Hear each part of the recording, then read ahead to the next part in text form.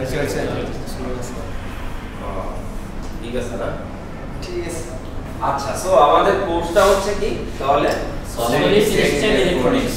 কথা হচ্ছে তার আমরা নামটাকে আগে একটু ভাগাভাগি করি না? ওইটা খুলে যাবে না স্যার মাইক্রোফোন নেই আয়ার নেই তাহলে খুলে দিতে হবে। খুলে দিতে হবে আবার খালি খুলে দেন খুলে দিলে সাউন্ড সবই শুনুন আপনাদের কথাও আসে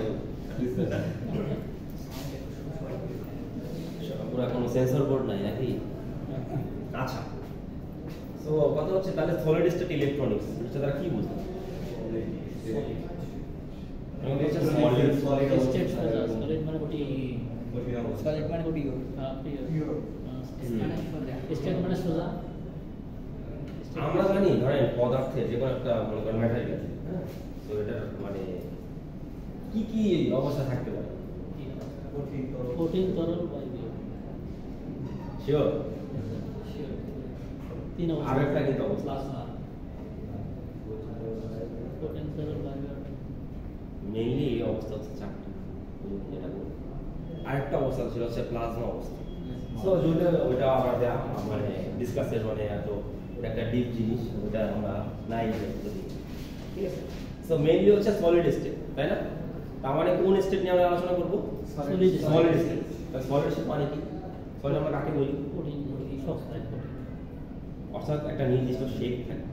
কথাটা হচ্ছে কি একটা ফিক্সড একটা শেপ থাকতে হবে, কারণ আমরা যদি লিকুইড বা যে কোনো গ্যাস নিয়ে চিন্তা করি তাহলে সেক্ষেত্রে কিন্তু কোনো ফিক্সড কোনো কি নেই, মানে স্টেট নেই। মানে স্টেট আছে মানে ওটা হচ্ছে ফিক্সড কোনো ধরুন জায়গা দখল করে না, হ্যাঁ। এই জিনিসটা হচ্ছে সলিড স্টেটে কি হচ্ছে আমরা একটা ফিক্সড একটা নির্দিষ্ট একটা ডিভাইস, যে কোনো একটা যদি আমরা একটা ডিভাইস নিয়ে চিন্তা করি, যেমন ধরুন আমরা বলতেছি হচ্ছে ধরুন একটা ট্রানজিস্টর, তাহলে ওটার ভিতরে ম্যাটেরিয়াল আছে, সেগুলো কোন স্টেটে আছে? সলিড স্টেটে আছে, তাই না? তার মানে আমাদের ওই সব জিনিসপত্র নিয়ে আমাদের যে আলোচনা বা ওই ধরনের ইলেকট্রনিক্সের যে জিনিসপত্রগুলো সেগুলো নিয়ে আমাদের যে আলোচনা সেগুলো হচ্ছে কি সলিড স্টেট ইলেকট্রনিক্স, বুঝছেন? সো সলিড স্টেট ইলেকট্রনিক্স মাথায় আসতেই আমাদের মেইনলি আমাদের এই কোর্সে যেটা আছে সেটা হচ্ছে সেমিকন্ডাক্টর নিয়ে আলোচনা বেশি, বুঝছেন? সেমিকন্ডাক্টর চিনেন? জি কি অর্ধপুরে ভাই এটা কি জিনিসটা কি? আপনি বলতেছেন আপনার নাম কি? রাপি রাব্বি। রাব্বি জিনিসটা কি? আপনি জিনিসটা কি মানুষ গ্লাস যে কোনো জিনিস আমরা যদি নাম বলতেছি, আমি বলছি যেমন প্রপার্টি কি? যেমন লোহা অর্ধপুরে হ্যাঁ, তাহলে লোহার প্রপার্টিটা আর কেন ওটাকে আমরা ওটাকে মনে করেন কোন একটা জায়গায় ইউজ করব কি দেখে, বুঝেন নাই? এখন কথা হচ্ছে এই যে এটাকে আমরা এখানে ধরুন হার্ডবোর্ড আমরা ইউজ করছি, তাই না? এখানে যে ডিসপ্লে আমরা এক ধরনের লিকুইড কিন্তু ইউজ করা হয়েছে, তাই না? লিকুইড যে ডিসপ্লে, এখন কথা হচ্ছে এইখানে এই লিকুইড ডিসপ্লে কেন ইউজ করবো? অন্য কোনো কিছু তো ইউজ করতে হবে, তাই না? তার মানে ওর মধ্যে এমন কোন একটা প্রপার্টি আছে যেটা হচ্ছে আমার যেই কাজটা দরকার সেই কাজটা করার জন্য তার ওই প্রপার্টিটা আমাদের কাজে দিবে। কথা বুঝতে পারছেন? আর কথা হচ্ছে যেমন ধরেন এই যে তার আমরা যদি দেখি, হ্যাঁ, তারের মধ্যে কি ইউজ করা হয়? কপার কপার ইউজ হয়। কারণ কথা হচ্ছে কেন? ইনসুলেশন আছে হ্যাঁ, ভালো পরিবেশ কেন লোহা কি আরো দাম কম না? লোহার দাম কম, এটা প্রায় অর্ধপুরি ভাই সম্পূর্ণভাবে ফুলফিল করতে পারে না। লোহাতে হয় না? লোহাতে কারেন্ট চলাচল হয় লোহা থেকে তামাকম। এই যে আপনারা বলতেছেন যে এইটা থেকে যৌতুক, তার মানে কিছু একটা জিনিস আমরা কি করতেছি? কম্পেয়ার করতেছি। কথা হচ্ছে কি জিনিসটা কম্পেয়ার করতেছি? অর্ধপরিবাহী যে জিনিসগুলো আমাদের অর্ধপরিবাহী তাপ কম বেশি আছে টাইম স্যার টাইম কম বেশি হতে হবে। যেমন যে আমাদের ইয়েতে তামাতে দিলে তাড়াতাড়ি হিট হবে আর লোহাতে হিট দিয়ে আমি কি আমি চাচ্ছি কারেন্ট না, না। হিট দিয়ে কি করব? তামাতে স্যার খুব সহজেই পরিবহন পরিবহন করতে পারে আর লোহাতে খুব সহজে পরিবহন করতে এই যে পারে আপনারা না। সব দিক নিয়ে জানেন, দিকগুলো আমাকে একটু বলেন যে কি কি দিক পরিচালনা গানে বিবেচনা করছেন? এটা আমাকে বলতে হবে। আর্থিক দিক আর্থিক দিক আছে, দিক হতে পারে কারণ আর্থিক দিক থেকে আর্থিক লোহা সমাধান সহজ। কোনটা সহজ? লোহা না তামা? স্যার আমরা সহজ বলতে তামা সহজ না? কন্ডাক্টিভিটি বেশি লংজিভিটি তারপরে হচ্ছে স্যার এর মধ্যে ইলেকট্রন বেশি চলাচল করতে পারে। তো কেন ওর ভিতরে ইলেকট্রন কবে ইলেকট্রন লোহার ভিতরে নাই ওটা স্যার দ্রুত দ্বারা আমাদের আমার মধ্যে স্যার লসটা কম হয় কেন আপনি কি এর ভিতরে লস কম স্যার এর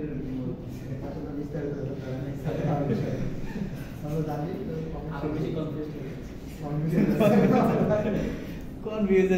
আমাদের কোন একটা কিছু ম্যাটেরিয়াল আমরা যখন চয়েস করব তার মানে আমাদেরকে আগে ওই ম্যাটেরিয়াল প্রপার্টিগুলো আগে আমাদের বুঝতে হবে সেই জন্য আমরা এই যে টপিক মানে এই যে মানে কোর্সটা বুঝছেন সেখানে হচ্ছে কোন একটা আমরা হচ্ছে মেল নিউজে যেটা বললাম যে অর্ধপরিবাহী বা হচ্ছে সেমিকন্ডাক্টর নিয়ে আমাদের বেশি আলোচনা তার মানে আমি তাদেরকে নিয়ে স্টাডি করবো যে তারা কেন কিভাবে হ্যাঁ কোন একটা কিছু পরিবহন করে আমরা জানি কারেন্ট মানে কি তড়িৎ স্যার বাস ইলেকট্রনের প্রবাহ কারেন্ট মানে তোর বিদ্যুৎ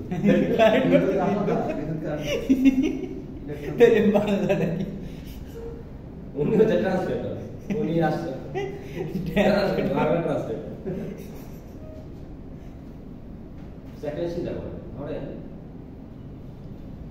এই যে আমরা বলতেছি যে ইলেকট্রনের ফ্লো মানে কথা হচ্ছে ইলেকট্রন তো সবার মধ্যেই আছে আছে না আপনার মধ্যে নাই ইলেকট্রন আছে তাহলে আপনার যদি তার বাড়ানো হয় তাহলে হবে তার মানে আমাদের ইলেকট্রন থাকলে হবে ইলেকট্রনগুলো কিভাবে আছে সেটা হচ্ছে একটা ফ্যাক্ট কথা বোঝা গেল যেমন ধরেন আমি যদি বলি এই যে কাঠ হ্যাঁ কাঠ যে ম্যাটেরিয়াল সে কি কারেন্ট ফ্লো করে না কারেন্ট ফ্লো এটা একটা অর্গানিক যৌগ তাই না ওর ভিতরে ইলেকট্রন নাই তা সেই কেন ফ্লো করে না তার মানে আমাদেরকে ওই ম্যাটেরিয়ালের স্ট্রাকচার সম্বন্ধে আগে বুঝতে হবে ওই ম্যাটেরিয়াল আসলে কিভাবে ইলেকট্রনগুলো বিন্যস্ত আছে বুঝছেন কিভাবে ইলেকট্রনগুলো বিন্যস্ত আছে সো আমরা যদি দেখি ধরেন মেইনলি যারা কারেন্ট ফ্লো করে আচ্ছা তাহলে বলেন কাঠের মধ্যে যে মানে অ্যাটমগুলো যে আছে তাতে একটার সাথে একটা বন্ড আছে না কি বন্ড এটা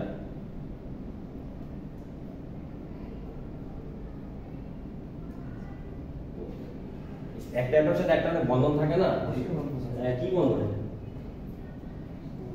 সমযোজী বন্ধন নাকি বা কোভালেন্ট বন্ড তাই না আবার আপনি যদি চিন্তা করেন ধরেন আমি একটা লোহার টুকরা নিলাম বা তামার টুকরা নিলাম সেখানে এই যে তামার টুকরা এটার ভিতর যে এই তামার মধ্যে একটা বন্ধন আছে না এটা কোন ধরনের বন্ধন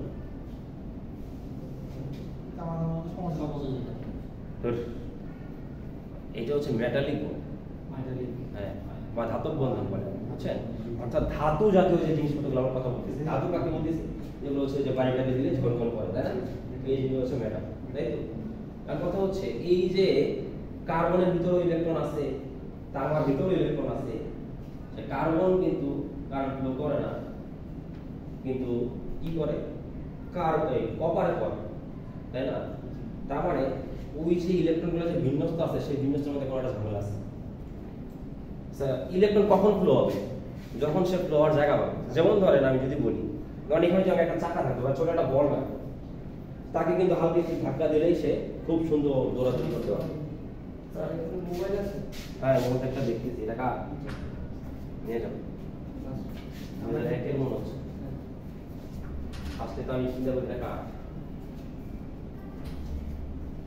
আচ্ছা যেটা বলতেছিলাম যে ধরেন আমি এখানে একটা চাকা রাখলাম তো আমি যদি তাকে হালকা একটু কি করি পুশ করি তাহলে সে কোন একটা দিকে সে যেতে পারে সুন্দর কিন্তু ধরেন আমি যদি এটাকে একটু ধাক্কা ধাক্কি করি সে কিন্তু সহজে যাবে না তারপরে একটা মোবিলিটি একটা ব্যাপার আছে ইলেকট্রন যে আমরা বলতেছি ইলেকট্রনের ফ্লো ইলেকট্রন কখন ফ্লো হবে না হবে সেটা কিন্তু কোনো একটা কিছুর উপর ডিপেন্ডেন্ট কারণ কথা হচ্ছে ওই যে বন্ধন একটা থাকে ইলেকট্রনের ভিতরে তাই না তাহলে বন্ধনটা যদি এমন হয় যে একটা সাথে একটা খুব ভালোভাবে বন্ধন করে আছে সে কিন্তু আর মুভ করতে পারবে কিন্তু কখন মুভ করতে পারবে যখন কারো কাছে ফ্রি ইলেকট্রন আছে কথা বুঝতে পারছেন যেমন ধরেন এই যে কপারের আমরা যদি দেখি এর স্ট্রাকচার ওর দেখবে লাস্ট কক্ষপথে ইলেকট্রন কয়টা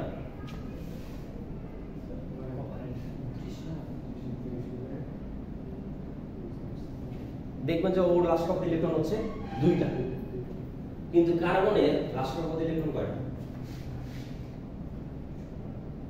কার্বনের চারটা, তাই না? তাহলে সে কি করে আরো অন্যান্য চারটার সাথে সে কি করে একটা বন্ধন তৈরি করে। কিন্তু ওই কপারের যে মেটালিক বন্ড সেখানে কিন্তু ওই কপারের ওই দুটো ইলেকট্রন কিন্তু ফ্রি।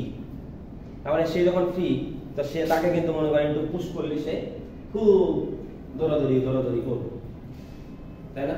কিন্তু কার্বনের ভিতরে কিন্তু এই সুযোগ নাই। যেহেতু ওর ভিতরে সুযোগ নাই এই জন্য সে কোনো কন্ডাক্টিভিটি শো করে না, কিন্তু কি করে কপার কিন্তু করে। সিমিলারলি আপনি যদি অন্যান্য মেটাল কথা চিনেন যেমন সোডিয়াম, কিন্তু সেও কিন্তু তার জন্য কিন্তু একটা এক্সট্রা ইলেকট্রন আছে, সেই ইলেকট্রনটা কি হতে পারে ফ্রি রিমুভ করতে পারে। ম্যাগনেসিয়ামের ভিতরে কোন দুটো ইলেকট্রন আছে, তো যত ধরনের ধাতু আছে সবই কি করতে পারে ইলেকট্রন ফ্লো করতে পারে। বোঝা গেল? আচ্ছা, এখন এই যে ইলেকট্রনটা ফ্লো হইতে পারে, এখন এইটা আবার কিছু আছে, আর যেখানে ভালো ফ্লো হয়, অর্থাৎ রেজিস্টিভিটি খুবই কম, অর্থাৎ বাধা কম, সেই ক্ষেত্রে আমরা ওটাকে বলি হচ্ছে কি ধরনের কন্ডাক্টিং ম্যাটেরিয়াল, অর্থাৎ যার রেজিস্ট্যান্স কম তাকে আমরা কি বলি কন্ডাক্টিং ম্যাটেরিয়াল। আর যার রেজিস্ট্যান্স অনেক বেশি, যেমন আমরা বললাম যে কার্বনের কিন্তু আবার একটা ভাগ আছে যেটা হচ্ছে গ্রাফাইট। গ্রাফাইট কিন্তু আবার কি করতে পারে কারেন্ট ফ্লো করে, জানেন এটা? পেন্সিল যে বানানো হয় না, পেন্সিল ওই যে ভিতরে যে ওটা কিন্তু গ্রাফাইট, ওটা কিন্তু কারেন্ট ফ্লো করতে পারে যদি পিওর হয়। যদি বাংলাদেশে এটা তো আসলে আমি আরো পেন্সিলে কি ইউরোদের বুঝাই পেন্সিলে বুঝা সমস্যা কারণ ওটা কাটটা মনে হয় ওটা ফ্যাক্ট না, বলতেছে হচ্ছে ওই গ্রাফাইটের স্ট্রাকচার আবার ডিফারেন্ট, এই জন্য ওখানে ফ্রি ইলেকট্রন থাকে, এই জন্য সে ফ্লো করতে পারে। বুঝতে পারছেন? তার মানে কোন একটা জায়গায় কারেন্ট ফ্লো হবে কখন, ওটা ডিপেন্ড করে কার উপর ফ্রি ইলেকট্রন আছে। ফ্রি ইলেকট্রন থাকলে সে মুভ করতে পারবে, ফ্রি ইলেকট্রন না থাকলে সে মুভ করতে পারবে না। বুঝছেন? সো আমি তাহলে কন্ডাক্টিং ম্যাটেরিয়াল কাকে বলবো? তো যাদের মধ্যে কি আছে ফ্রি ইলেকট্রন আছে, তাই না? আর ইনসুলেটর আমরা কাকে বলতেছি? যাদের মধ্যে রেজিস্ট্যান্স অনেক বেশি, ফ্রি ইলেকট্রন নাই, এগুলো মুভ করানো যায়। বুঝতে পারছেন? এবং এই দুটার মাঝামাঝি আরেকটা স্টেট আছে।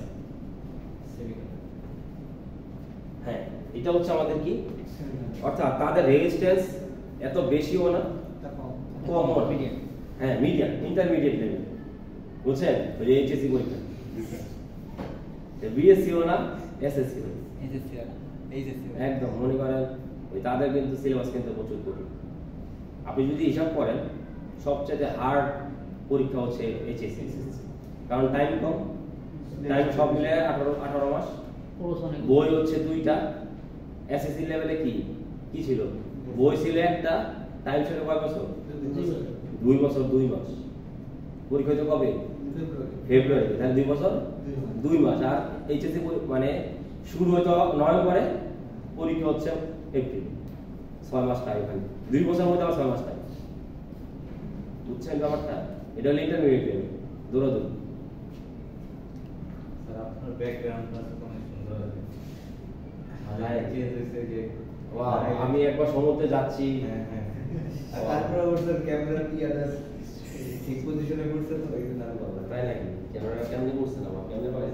আরে ক্যামেরাম্যান তো দেখেন সব ক্রেডিট তো লেজার নিয়ে ক্যামেরাম্যান নিচ্ছে। আরে কেউ প্রশংসা করতেছে না, নিজের প্রশংসা।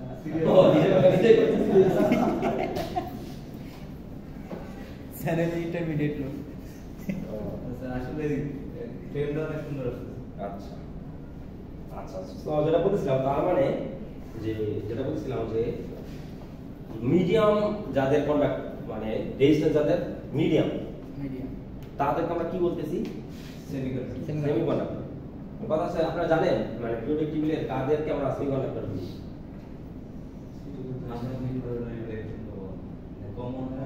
পিরিয়ডিক টেবিলে কাদেরকে আমরা সেমিকন্ডাক্টর বলি? পিরিয়ডিক টেবিল বুঝেন? রেজিস্ট্যান্স বুঝেন না? আর এই পর্যায় সারণীর নাম শুনছেন? কেমিস্ট্রি কোর্স ছিল না আপনাদের?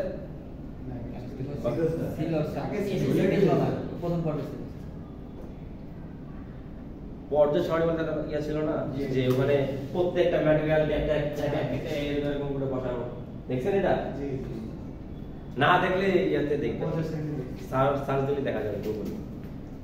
ওখানে দেখবেন যে প্রত্যেকটা হাইড্রোজেন থেকে শুরু করে একদম যতগুলো এখন পর্যন্ত যত মৌল আমাদের আবিষ্কার করা হয়েছে তাদেরকে একটা খুব সুন্দর একটা স্ট্রাকচার একটা ওয়েতে আমরা ডিসপ্লে করছি, সেটার নাম হচ্ছে পিরিয়ডিক টেবিল। তো এখানে কথা হচ্ছে পিরিয়ডিক টেবিলে কাদেরকে আমরা বলতেছি কি সেমিকন্ডাক্টর। মেইনলি হচ্ছে গ্রুপ নাম্বার 14, বুঝছেন? কত নাম্বার?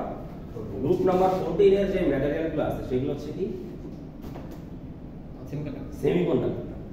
কথা হচ্ছে গ্রুপ নাম্বার 14 কিন্তু কার্বন আছে, কিন্তু কার্বনের ওই যে স্ট্রাকচার ডিফারেন্ট, এই জন্য সে কিন্তু কি করে না, হ্যাঁ কারেন্ট কিন্তু ওইভাবে ফ্লো করে। কিন্তু সিলিকন বা জার্মেনিয়াম তারা কিন্তু কারেন্ট ফ্লো করতে পারে, অর্থাৎ তাদের রেজিস্ট্যান্স হচ্ছে কি মিডিয়াম, হ্যাঁ অনেক বেশি হাইও না অনেক বেশি লো, বুঝতে পারছেন? তো আমরা যদি এখানে স্লাইডে কি আছে দেখি, স্যার সিলিকন তো টোটালি অপরিবাহী তাই না? হ্যাঁ সিলিকন তো টোটালি অপরিবাহী। টোটালি অপরিবাহী না, সিলিকন ইজ সেমিকন্ডাক্টর। এই যে দেখেন এই যে হিস্টরি অফ সেমিকন্ডাক্টর আপনি যদি চিন্তা করেন, দেখেন ওই যে সিলিকনের ট্রানজিস্টর ছিল যে 1950 সালে, এগুলোটা কি করা হতো, ওই যে রেডিও মেডিও থাকে।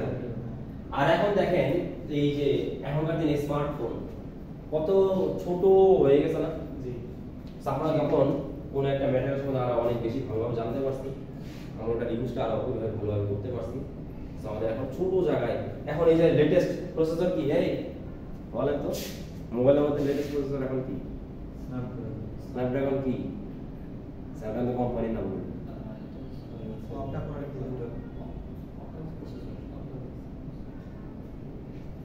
8 এলিট হচ্ছে এখন একদম লেটেস্ট, হ্যাঁ স্ন্যাপড্রাগন 8 এলিট হচ্ছে এখন একদম লেটেস্ট প্রসেসর।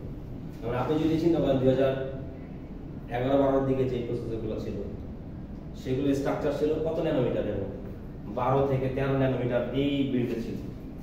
কিন্তু এখনকার দিনে দেখা গেছে প্রসেসরগুলো আছে এই যে কত 3 ন্যানোমিটারে চলে আসছে, অর্থাৎ অনেক ছোট ছোট আমরা এখন ডিভাইস তৈরি করতে পারি। প্রসেসরের নাম কি বলতো? 8 এলিট। এলিট। হ্যাঁ এই যে S25 আলট্রার মধ্যে যেটা দিছে এলিট। হ্যাঁ আচ্ছা এখন হচ্ছে সবচেয়ে ফাস্টেস্ট প্রসেসর এখন হচ্ছে মোবাইলের মধ্যে 8 এলিট। এবং এটা এইবারই প্রথম স্ন্যাপড্রাগন হচ্ছে আইফোনের যে বায়োনিক A18, আইফোনের যেটা লেটেস্ট তার চাইতে এখন পারফরম্যান্স হাই। আইফোন ইয়াতে স্যামসাং এর তো স্যামসাং হ্যাঁ S25 S25 যেটা এই বছর যেটা বেরিয়েছে S25 আলট্রা। S25 আলট্রার মধ্যে এটা ইউজ করছে, বুঝছেন? এবার আমরা যদি এটা এফিসিয়েন্সি চিন্তা করি, যে পাওয়ার যদি চিন্তা করি, দেখা গেছে যে ওই 2011-12 থেকে যে ফোনগুলো ছিল সেটার তুলনায় দেখা গেছে যে প্রায় 100 গুণের মতো পাওয়ার বেশি, বুঝছেন? আইফোন। হ্যাঁ অনেক বেশি পাওয়ার। আপনি একটা জিনিস চিন্তা করেন, একটা ফুলই আগে থেকে 100 গুণ পাওয়ার বেশি না? হ্যাঁ 100% এর চেয়ে আরো বেশি পাওয়ার।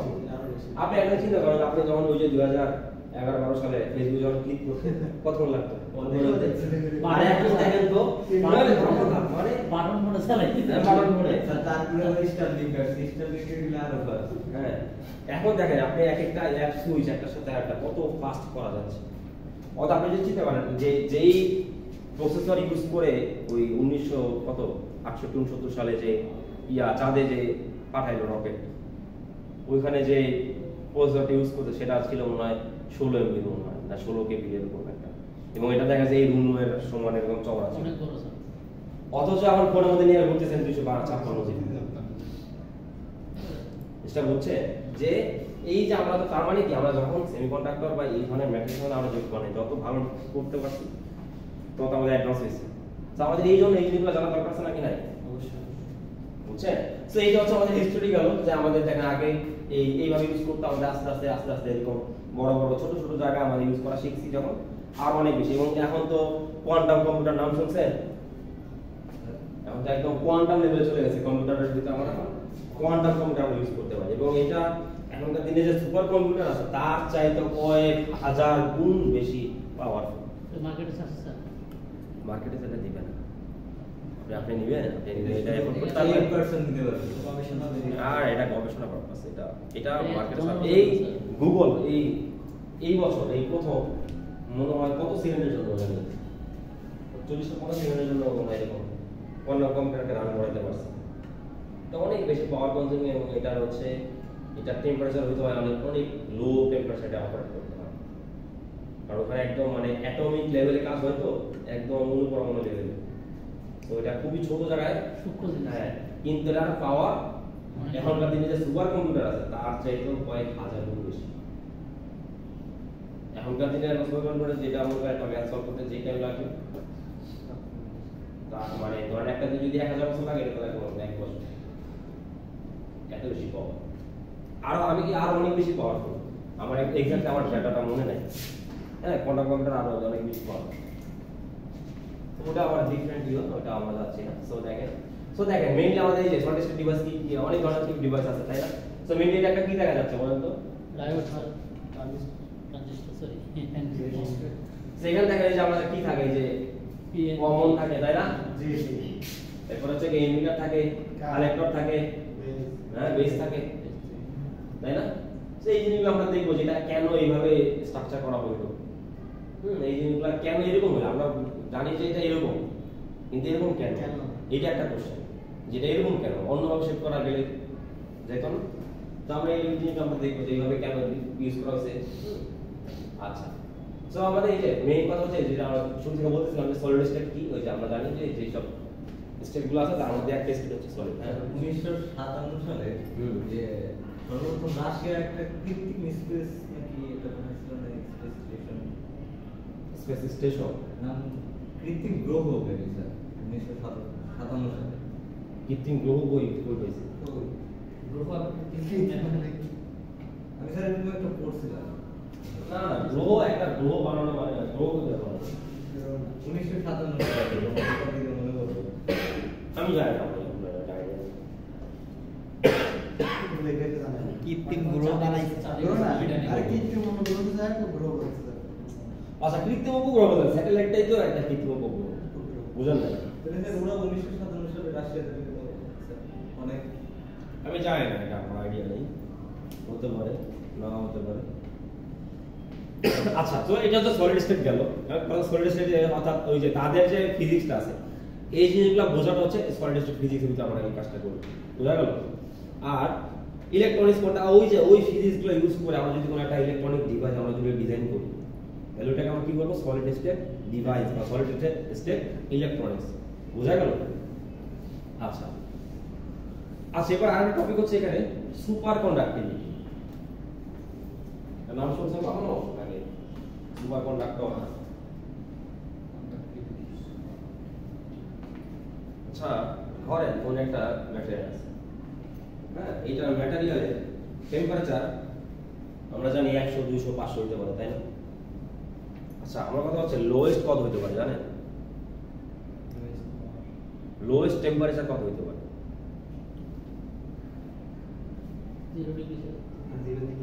0 ডিগ্রি নিচে হয় না? মানে বরফ হোক, আমি বলতেছি লোয়েস্ট কত টেম্পারেচার পসিবল, বা কোন ফিক্স কোন লোয়েস্ট কোন পয়েন্ট আছে কিনা। যেমন আমরা জানি কি এই যে বিভিন্ন গবেষণাগার বা বিভিন্ন ধরেন ইন্ডাস্ট্রিগুলোতে 1000 ডিগ্রি 5000 ডিগ্রি ইউজ করা হয় না, জানেন? লোয়েস্ট কিরকম 1000 ডিগ্রি 5000 ডিগ্রি হওয়া সম্ভব? মাইনাসের দিকে মাইনাসের দিকে স্যার অত না, স্যার 100 ধারণা নাই স্যার, এটা নিচে যাওয়া পসিবল না? পসিবল হতে পারে কিন্তু আইডিয়া নেই। দেখেন ওই যে আমরা মনে আছে আমরা যখন ইয়া থেকে সেলসিয়াস থেকে কেলভিনে আমরা যখন ইয়াতে পড়ছি না আমরা ফিজিক্স করতে কি করতাম? সেলসিয়াস থেকে হ্যাঁ 273 কি করতাম? যোগ করে দিলে যা থাকে সেটা হলো যোগ করে দিতাম, ভাগ করে দিতাম। হ্যাঁ, এই কি বলে বুঝেন না? আমি ধরেন আপনার কাছে ধরুন 30 ডিগ্রি সেলসিয়াস, এটা কেলভিনের কত হবে? 230 ডিগ্রি। হ্যাঁ, কত বলে? 30 ডিগ্রি সেলসিয়াস। 30 degree Celsius. না, এটা কেলভিনের কত হবে?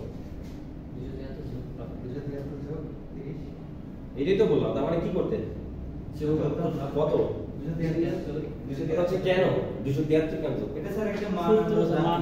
ক্যালকুলেট থেকে এটা জানা মান স্যার। একটা গবেষণা করে বের করছেন স্যার এটা আপনারা গবেষণা করে বের করে আমরা কথা বলে বের করছি মানে স্যার এইটা অ্যাকচুয়ালি আসছে টেম্পারেচারের ডেফিনিশনই থেকে আসে যে আমরা যদি দেখি বলের একটা ল ছিল, আমি বলছিলাম না ক্লাসে যে বলের একটা ল ছিল, তো ওই লয়ের মধ্যে সে ওখানে টেম্পারেচার যে ডিফাইন করা হয়েছে, তো ওখানে দেখলো যে কোন একটা ম্যাটেরিয়ালের আমরা যদি ধরেন 1 কেজি আমরা নিলাম, এটার টেম্পারেচার যদি আমি এটাকে যদি 1 ডিগ্রি সেলসিয়াস বাড়াইতে চাই, তাহলে দেখা গেছে আমাদেরকে ওই 1/273 এত গুণ বেশি এনার্জি দিতে হবে। বা কোন একটা কিছু টেম্পারেচার বাড়া মানে কি তার এনার্জি বাড়া, আমরা এটা দেখছি টেম্পারেচার মানে এটা কি, তার ভিতরে যে কি এনার্জি আছে। ও কথা হচ্ছে আমরা যখন টেম্পারেচার কমাচ্ছি তার মানে কি, তার থেকে কি করতেছি এনার্জি মাইনাস এনার্জি আমি সরাই ফেলতেছি। আর কথা হচ্ছে এনার্জিকে আমি ওর থেকে ইচ্ছা মতো সরাই ফেলতে পারবো না। না স্যার, নির্দিষ্টটা নিয়ম। হলো সেফ প্লে করে বুঝছে, আস্তে করে একটা বলে চুপ করে। আচ্ছা যেটা বলতেছিলাম আর কি, ধরেন ওই যেটা বলতেছিলাম যে 273 যেমন বলতেছি, অর্থাৎ কোন একটা 1 কেজি কে আমরা যদি 1 ডিগ্রি সেলসিয়াস তাপমাত্রা বাড়াতে চাই, তাকে কি করতে হবে, তার আগের তুলনায় তার 1/73 গুণ বাড়াইতে হবে। এটা হচ্ছে একটা এক্সপেরিমেন্টাল ফ্যাক্ট, বুঝছেন? সো ওখান থেকে আমরা দেখতে পাচ্ছি যে কোন একটা কিছু টেম্পারেচার সর্বোচ্চ মানে সর্বনিম্ন যেটা হইতে পারে সেটা হচ্ছে -273 ডিগ্রি সেলসিয়াস সর্বনিম্ন। এবং পুরো ইউনিভার্সে সর্বনিম্ন টেম্পারেচার যেটা হওয়া পসিবল, যদিও ওই 0 মানে -273 ডিগ্রি সেলসিয়াস পাওয়াটা, তো -273 ডিগ্রি সেলসিয়াস কেলভিনের কত হবে? মাইনাস আছে তো হ্যাঁ, তাহলে কত আসবে যে যোগ করে 0 হয়ে যাচ্ছে। তার মানে 0 কেলভিন, এটা কিন্তু আসছে ওখান থেকে। তার মানে একদম লোয়েস্ট টেম্পারেচার ইউনিভার্সে এটা সেটা কত? -273 কি সেলসিয়াস বুঝছেন? কেলভিনে কত? কেলভিনে কত 0 হচ্ছে 0 কেলভিন। 0 তার মানে 0 কেলভিন এটা হচ্ছে ইউনিভার্সের লোয়েস্ট টেম্পারেচার হওয়া পসিবল। হাইয়েস্ট আর অনেক বেশি হতে পারে, যেমন হাইয়েস্ট কোথায় আছে বলুন তো? হ্যাঁ, সূর্যে আছে, তাই না? সূর্যের ভিতর কোরের টেম্পারেচার কত? প্রায় 15 মিলিয়ন ডিগ্রি সেলসিয়াস, বুঝছেন? আপনি যদি আরো এর চেয়ে, সূর্য অনেক ছোট তারা, জানেন নি এটা? আপনি যদি এছাড়া আরো বড় বড় তারার কথা চিন্তা করেন, সেক্ষেত্রে আরো অনেক বেশি টেম্পারেচার পাওয়া যাবে। কিন্তু টেম্পারেচার মিনিমাম কত হতে পারবে? 273 ডিগ্রি সেলসিয়াস মাইনাস বা 0 কেলভিন।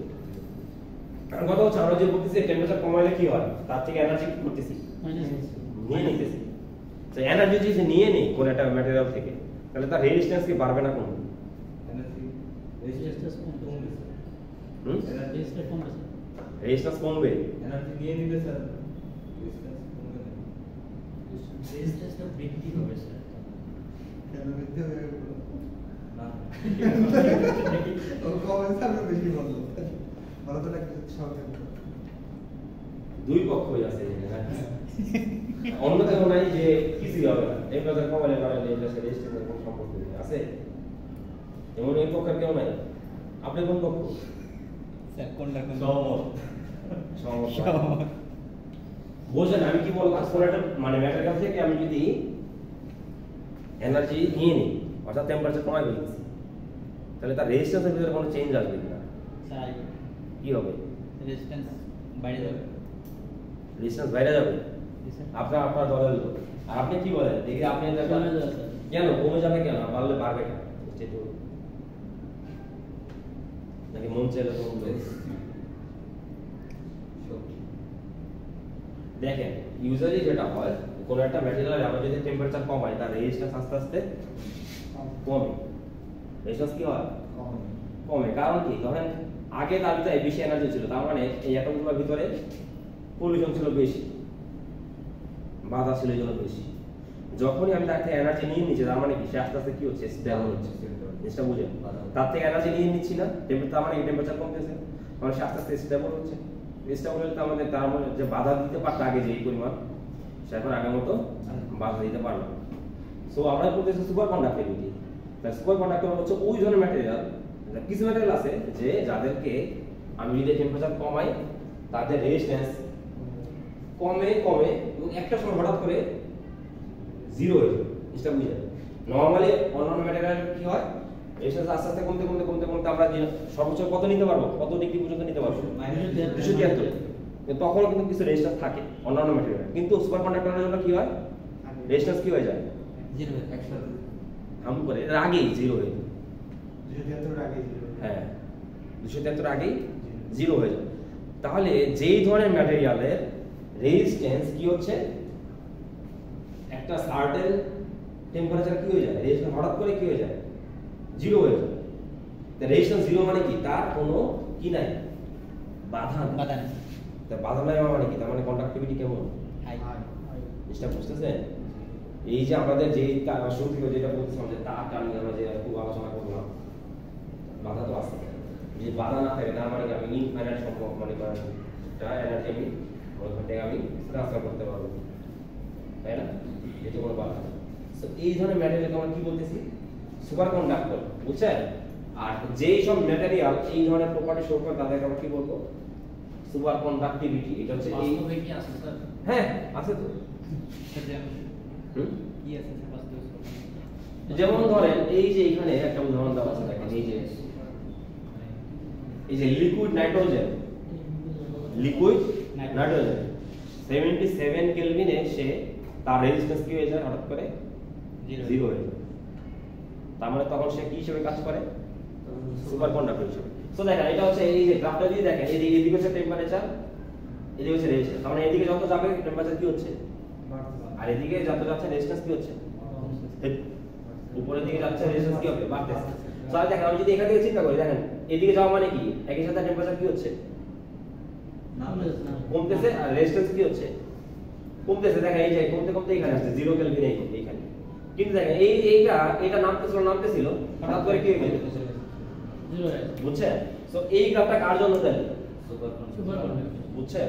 আর এটা হচ্ছে নরমাল যে কোনো একটা মানে সুপার কন্ডাক্টর মেটাল না, এরকম কোনো একটা ম্যাটেরিয়ালের জন্য কি হয়, রেজিস্ট্যান্স আস্তে কমে এবং জিরোতেও তার মধ্যে কিছু একটা রেজিস্ট্যান্স থাকে।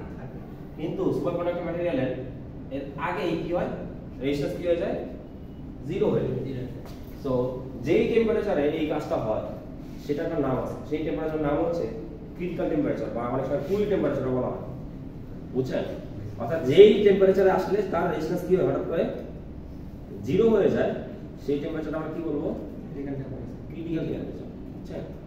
আচ্ছা এই যে এখানে লেখাই আছে, সেরকম অনেক ম্যাটেরিয়াল আছে।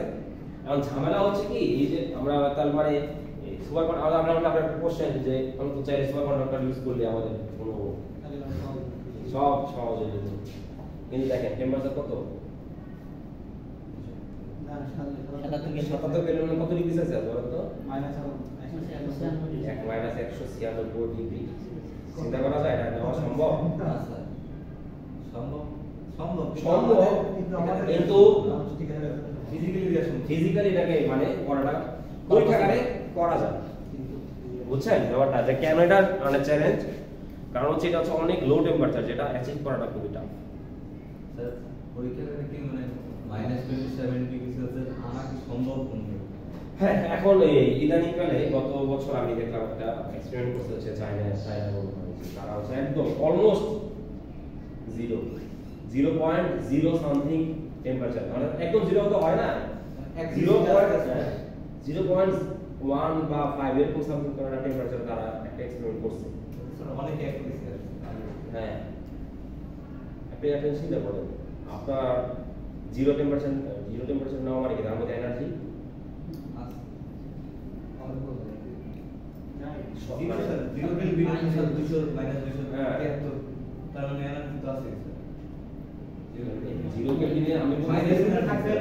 এনার্জি, তার মধ্যে সব এনার্জি তার থেকে নিয়ে যাওয়া হয়েছে। আমার এটা কি আসলে পসিবল? তার মানে পুরো মানে সিস্টেমটাই কোলাপস করবে। অর্থাৎ এমন ভাবে ফিনিশ হবে, আমরা জানি প্রোটনের চারপাশে ইলেকট্রন কি করে জানেন না? হ্যাঁ ইলেকট্রন ঘুরে না, ঘুরে, যাতে সব এনার্জি নিয়ে নেওয়া হয়, আর ইলেকট্রনও আর কোনো স্পিন করার এনার্জি নাই। তার মানে ওই অ্যাটমটাই পুরোপুরি মানে একদম মানে ফ্রিজ, মানে এমনি তো ফ্রিজ, তার মানে ওই অ্যাটমেরই কোনো স্ট্রাকচার মানে স্ট্রাকচার আর থাকতেছে না। জিরো কেলভিনে কি কোনো শক্তি থাকে না? শক্তি থাকে না, শক্তি বেশি থাকে। জিরো কেলভিনের তো যাওয়া পসিবল না। এখন মানে যে জিরো কেলভিনের কাছাকাছি হ্যাঁ, এনার্জি থাকে, কিছু তো থাকে, কিন্তু এনার্জি অনেক কম, সেটাই বলতেছি যে এই জন্য এখান থেকে একটা এনার্জি এখান থেকে বের করা আসলে পসিবল। ঠিক আছে, এই জন্য এটাকে বলা বলতেছে হচ্ছে কি সুপার কন্ডাক্টর। ওকে, চেক করে কি আছে। আচ্ছা, তো কি কি ডিভাইস হতে পারে? ইলেকট্রনিক ডিভাইস হতে পারে বা অপটো ইলেকট্রনিক ডিভাইস হতে পারে, এগুলো আপনারা অলরেডি দেখছেন। ইলেকট্রনিক ডিভাইস কি কি আমরা ইউজ করতে পারি, ডায়োড ট্রানজিস্টর, এই জিনিসগুলো হতে পারে। এবার আমরা চাইলে যে লাইট ইউজ করি বা লেজার লাইট, হ্যাঁ এগুলো হচ্ছে কি অপটো ইলেকট্রনিক ডিভাইস। হ্যাঁ, এখানে আমাদের ওই যে ওই সলিড স্টেট ফিজিক্সটা আমরা এখানে ইউজ করি। যে সব জায়গায় আমরা সলিড স্টেট ফিজিক্স ইউজ করি সেগুলো হচ্ছে আমাদের এই মানে এগুলো তো একটা উদাহরণ লাগে, আর অনেক মানে আমাদের তো হাজার হাজার বা লক্ষ লক্ষ উদাহরণ দেওয়া যায়। ঠিক আছে, এটা একটা বেসিক আছে, বুঝছেন? আচ্ছা, সো এরপরে এখন কথা হচ্ছে সেমিকন্ডাক্টর কি, এটা আমরা শুরু থেকে আলোচনা করতেছিলাম। ওই যে যাদের রেজিস্ট্যান্স কি অনেক কম, তাদেরকে আমরা কি বলবো? কন্ডাক্টর। আর যাদের রেজিস্ট্যান্স কি হাই, তাদেরকে আমরা কি বলবো? আইসোলেটর। ইনসুলেটর। বুঝছেন, এটা কি ইনসুলেটর। আর ওই যে যাদের ইন্টারমিডিয়েট লেভেল, তাদেরকে আমরা কি বলবো? সেমিকন্ডাক্টর। অর্থাৎ তাদের কন্ডাক্টিভিটি কি এমন ওই কন্ডাক্টর আর ইনসুলেটরের মাঝামাঝি, এরকম যদি হয় তাদেরকে আমরা কি বলবো? সেমিকন্ডাক্টর। মেইনলি হচ্ছে যে গ্রুপ 14 এই ইয়াটা দেখায়, এছাড়া আরো অনেক কিছুতে দেখায়, আমরা দেখবো সামনে। আচ্ছা, জার্মেনিয়াম কি স্যার সেমিকন্ডাক্টর? হ্যাঁ জার্মেনিয়াম সিগন্যাল, হ্যাঁ সেমিকন্ডাক্টর। স্যার নিচের এই যে চিত্রগুলো এগুলো হলো কিসের? হ্যাঁ এগুলা। নিচে চিত্র। আচ্ছা, এখন এই যে দেখেন, সো ফার্স্ট অফ অল আমাদের এই যে যেটা বলতেছিলাম যে শুরুতে যে এই যে কোন একটা সেম স্ট্রাকচার সেম পরিমাণ জায়গা দখল করছে, দুইটা রেজিস্ট্যান্স আর দুইটা রেজিস্ট্যান্স নিলেন, তো এই দুইটা রেজিস্টর যদি আপনি নেন তো দুইটা আমাদের পাওয়ার চেঞ্জ আসে না? কোনটা কতটুকু রেজিস্ট্যান্স দিবে সেটা ডিফারেন্ট হতে পারে। তার মানে কি ভিতরে কোনো একটা কিছু করা হয়েছে। হ্যাঁ, সো আমরা মেইনলি এই তাহলে একটা জায়গায় একটা যে কোনো একটা ক্রিস্টাল যদি আমরা চিন্তা করি, ধরেন এরকম একটা ক্রিস্টাল আমরা নিলাম। হ্যাঁ, এই ক্রিস্টাল ভিতরে অ্যাটম আছে না? সেই অ্যাটমগুলা অ্যালাইনমেন্ট যদি সুন্দর হয়, একদম খুব সুন্দর অ্যালাইন, অর্থাৎ আমরা যদি দেখি ধরেন এরকম,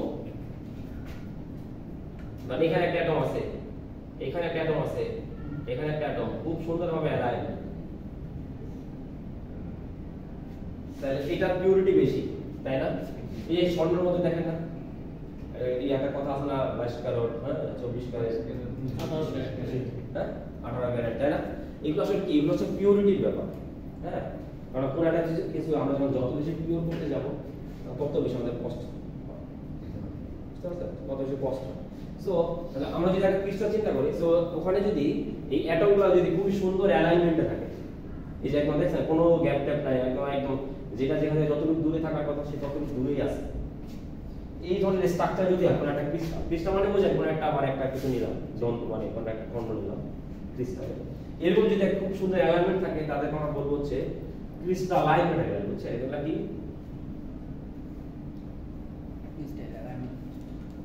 ক্রিস্টালাইন ম্যাটেরিয়াল। অর্থাৎ এইগুলা ক্রিস্টালগুলার মানে ভিতরে অ্যাটমগুলো কি খুব সুন্দর অ্যালাইনমেন্টে আছে, বুঝছেন? আর যদি এরকম মানে ওর যা মন যায় তাই উল্টা ধরেন একটা এখানে এরকম সরানো থাকে, অ্যাটমগুলো মানে র্যান্ডম। যেমন ধরেন একটা বোল্ডার ইয়াকে যদি আপনি যদি গলায় ফেলেন তাহলে ওর ভিতরে যে স্ট্রাকচারটা কিন্তু কোলাপস করে, সুন্দর স্ট্রাকচারটা কি কোলাপস করে না? বুঝছেন, তাহলে ওর ভিতরে যে অ্যাটমগুলো আছে তাদের স্ট্রাকচারটা সুন্দর ওরিয়েন্টেশন থাকে না, যে যার মতো খুশি সে তখন অন্য একটা ইয়া হয়ে যায়। তো এই ধরনের শেপকে আমরা কি বলি? অ্যামরফাস। অ্যামরফাস ম্যাটেরিয়াল, বুঝছেন? এটা এখানে লেখাই আছে, এটা দেখা যায় না কেন? কি রে, এটা যে অর্ধেক আছে না, এটা অর্ধেক আসে এখানে, অর্ধেক যায় ওখানে। ডেঞ্জারাস লিখছে স্যার স্যার ওই যে নিচে আছে। হ্যাঁ লিখছি তো, কিন্তু এটা এখানে ফিট হচ্ছে না। মানে কাজ জুম কম করা লাগবে।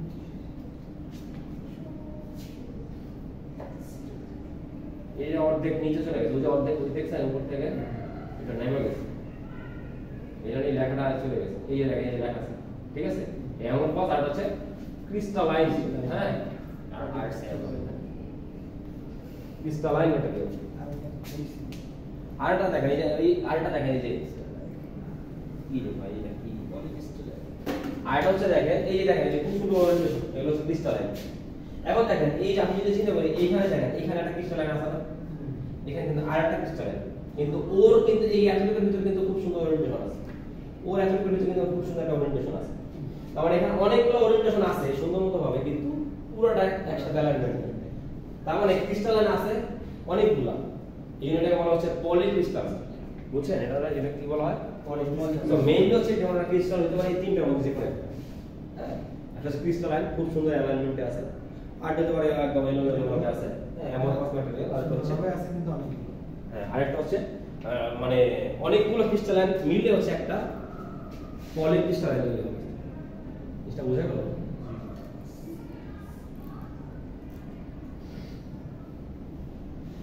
তো এই গেল হচ্ছে আমাদের ক্রিস্টালের স্ট্রাকচারের একদম বেসিক কথা বলতে, যে ক্রিস্টাল স্ট্রাকচার কি কি এতে আর মেইন, হ্যাঁ। তো আজকে এতটুকুই থাকুক নাকি বেশি হয়ে গেল না কারো যাবো? দরকার আছে, ঠিক আছে। আর আরেকটা হচ্ছে দেখেন এই যে মেইনলি কি সব জিনিস হচ্ছে সেমিকন্ডাক্টর ইউজ করা হয়, এই যে দেখেন এই যে গ্রুপ 4টা হচ্ছে মিডিয়াম ইউজ করা হয়, কার্বন না কিন্তু সিলিকন জার্মেনিয়াম। এছাড়া আরো কিছু কম্পাউন্ড আছে যেগুলোকে আমরা চাইলে সেমিকন্ডাক্টর হিসেবে মানে সেমিকন্ডাক্টরের মতো প্রপার্টি তারা শো করে, অর্থাৎ তাদের রেজিস্ট্যান্স কি মিডিয়াম, হ্যাঁ। এই যে এই জিনিসগুলো এগুলো একদম অ্যালুমিনিয়াম আর্সেনাইড, এই জিনিসগুলো হচ্ছে কন্ডাক্টিভিটি হচ্ছে কি মিডিয়াম, এইজন্য এগুলো প্রপার্টিগুলো কি সেমিকন্ডাক্টরের প্রপার্টি শো করে, বুঝতে পারছেন? এগুলো হচ্ছে মেইনলি হ্যাঁ জিঙ্ক সালফেট যেটা নিয়ে হ্যাঁ এগুলো দেখেন এগুলো হচ্ছে একটা সিঙ্গেল পার্টিকেল সিলিকন জার্মেনিয়াম, এগুলো দেখেন দুইটা মিলে একটা নতুন একটা পার্টিকেল তৈরি করে, সেই পার্টিকেলটা কি করে সিলিকন মানে সেমিকন্ডাক্টরের মতো আচরণ করে, বুঝতে পারছেন? সেই জন্য এগুলোকে বলতেছে হচ্ছে সেমিকন্ডাক্টর ম্যাটেরিয়াল। আরে বাইনারি কম্পোনেন্ট বলতে কি বোঝায়? হ্যাঁ বাইনারি কম্পোনেন্ট, বাইনারি কম্পোনেন্ট 3 5 মানে হচ্ছে বাইনারি হচ্ছে বেসিক যে কি আছে সেটা হচ্ছে দেখেন এই অ্যালুমিনিয়াম এটা কোন গ্রুপের? 3 নম্বর গ্রুপের, আর এই ফসফরাস এটা হচ্ছে 5 নম্বর গ্রুপের। এই 3 আর 5 এর মাঝখানে কি তৈরি করে? বন্ধন, বুঝতে পারছেন? তো 3 নম্বর গ্রুপের ম্যাটেরিয়াল আর 5 নম্বর গ্রুপের ম্যাটেরিয়াল যখন বন্ধন তৈরি করে সেটা হচ্ছে এইটা। আর যখন 2 নম্বর আর 6 নম্বর ওই দেখেন এই যে জিঙ্ক হচ্ছে 2 নম্বর গ্রুপ, জি, আর সালফার ইয়াস সালফার হচ্ছে 6 নম্বর গ্রুপ। তো তাদের মাঝখানে একটা বন্ধন তৈরি করে তারা কি করে?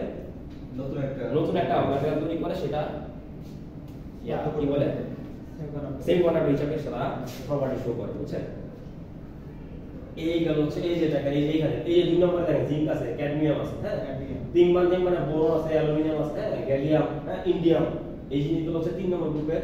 আর 5 নম্বরে দেখেন 5 নম্বর হচ্ছে এই যে নাইট্রোজেন, ফসফরাস, আর্সেনিক, হ্যাঁ এই জিনিসগুলো হচ্ছে 5 নম্বরে। দেখেন এই অ্যালুমিনিয়াম আর এই ফসফরাস মিলে কিন্তু এই যে 3 আর 5 এর মধ্যে একটা বন্ধন তৈরি করে তারা হচ্ছে 3-5 কম্পাউন্ড তৈরি করছে।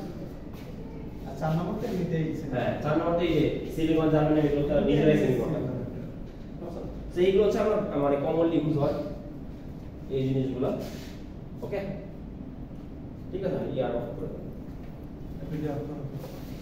ভিডিও কাফি হয়েছে নি।